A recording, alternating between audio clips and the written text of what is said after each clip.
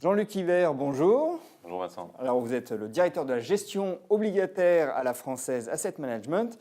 La Française Rendement Global 2022, fonds exposé au marché du haut rendement, est l'un des produits en vogue du moment. Vous en êtes à 240 millions d'euros d'encours, c'est bien ça? C'est exact, oui. Alors comment expliquez-vous, Jean-Luc, cette appétence des investisseurs pour ce fonds? Écoutez, c'est toujours la même histoire. Les taux baissent sur notre marché, le marché européen, depuis longtemps. Et là, ils ont atteint des niveaux qui sont absolument ridicules.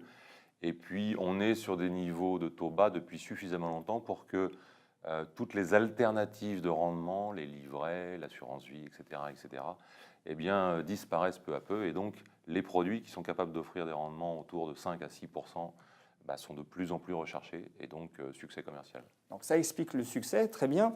Mais, je l'ai dit en préambule, c'est un fonds exposé au high yield, au haut rendement. Or, cette classe d'actifs a essuyé quelques turbulences. Et on sait que les investisseurs, parfois, s'effarouchent assez facilement. Et donc, quand ils ont peur, eh bien, ils ne vont plus sur une classe d'actifs. Là, ce n'est pas le cas. Ils continuent à vous suivre. Comment vous l'expliquez ? C'est vrai. Alors d'abord, les turbulences, on en a eu des assez sévères effectivement au début de l'année. Cela dit, si on regarde aujourd'hui, les performances sont plutôt correctes. Les performances de ce fonds-là sur l'année 2016, c'est entre 5,5 et 6%. Oui, c'est assez attrayant. Donc finalement, ça délivre. Il suffisait de ne pas regarder la valorisation en janvier ou en février, finalement, pour être relativement satisfait. C'est plutôt 2015 qui a été une année décevante. Donc je dirais que oui, c'est une classe d'actifs difficile, oui, c'est une classe d'actifs qui peut avoir des sauts de volatilité importantes, mais tout le principe de ces fonds à échéance est en fait le portage, c'est-à-dire conserver la position suffisamment longtemps pour que le rendement payé par les obligations à l'intérieur du fonds lisse votre performance sur le temps et que, à la fin, vous ayez une performance satisfaisante. Donc, je crois que les clients de ces fonds-là, qui sont maintenant habitués à cette solution d'investissement, regardent ça sur le moyen terme. C'est difficile à expliquer ça aux clients en général, mais ça commence à être compris. Et sur le moyen terme, finalement, les performances sont plutôt bonnes. Donc, ça ne s'adresse pas à tous les clients, mais en tout cas à ceux qui ont suffisamment d'expérience ou en tout cas d'endurance pour accepter la volatilité. Oui, mais je crois que ce principe, même pour tous les clients, ce principe est relativement simple à comprendre. Acheter une obligation pour la conserver, finalement, c'est une des façons très traditionnelles et très simples d'investir. Les choses se sont apaisées sur le high yield. Est-ce qu'on peut estimer que le retour au calme sera durable ?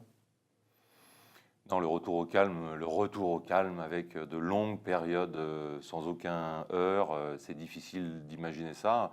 Dans les marchés, on a eu quand même quelques points d'interrogation. Ils sont toujours là. Donc évidemment, le Brexit est le prochain, probablement le prochain. Maintenant, le calendrier est relativement proche. Mais on a toujours des questionnements sur les banques centrales, qu'elles soient européennes, mais surtout américaines, sur la croissance mondiale et la croissance chinoise. Bref, il restera des points d'interrogation, il restera probablement des points de risque, de volatilité dans les marchés. Et encore une fois, c'est pour ça que des solutions d'investissement sur lesquelles vous accompagnez vos clients en disant achetez, portez suffisamment longtemps pour que le rendement puisse gommer ces phases d'inquiétude était très important. Est-ce que vous avez dû changer des choses dans les portefeuilles pour assurer la performance que vous avez mentionnée tout à l'heure, qui est donc de 6% depuis le début de l'année ? 6% sur l'année, oui. Changer des choses continuellement, c'est-à-dire que en fait, acheter du high yield, c'est acheter des obligations sur des sociétés qui portent du risque, donc le risque de non-remboursement, et ça nécessite d'être en constante évolution, c'est-à-dire de monitorer les positions et d'être capable d'arbitrer, de couper une position dont le risque est trop important pour ne pas avoir effectivement le sacro-saint défaut dans le portefeuille.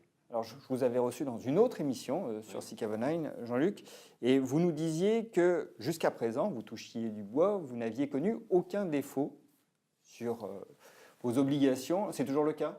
Oui, c'est toujours le cas. C'est dû alors à l'équipe de gestion qui est très pointue et très efficiente sur ce point de vue-là, mais aussi à notre philosophie, c'est-à-dire que le principe est qu'on préfère prendre des pertes limitées lorsque la confiance dans un dossier s'amenuise, plutôt que de tenir les positions jusqu'au bout et d'aller potentiellement sur quelques défauts au bout de la ligne. Bon, il faut continuer comme ça, en tout cas, zéro défaut, c'est l'objectif. Alors, la Française Rendement Global 2022 propose deux types de parts. la part R et la part D. Quelle est la différence? Oh bah, c'est très simple. La part R est une part qu'on appelle de capitalisation, c'est-à-dire que nous réinvestissons nous-mêmes à l'intérieur du fonds tous les coupons. La part D extériorise une partie de ces coupons et distribue annuellement un coupon qu'aujourd'hui on maintient autour de 4%. Donc les clients touchent 4% annuels et le reste de la plus-value sera donné à la fin ou à la sortie. Donc, si je préfère sortir les coupons, enfin le rendement, il faut que je prenne la part D. C'est bien ça. Exactement. Oui. Mais ça, c'est une question de point de vue. Ce fonds est ouvert à la souscription jusqu'à quand? Alors, il est disponible et quotidiennement ouvert à souscription jusqu'en septembre 2018. Donc ça, c'est la date à retenir, septembre 2018. Exactement. Et donc, un fonds exposé au high yield et qui performe, c'est la Française Rendement Global 2022. Jean-Luc, merci. Merci Vincent.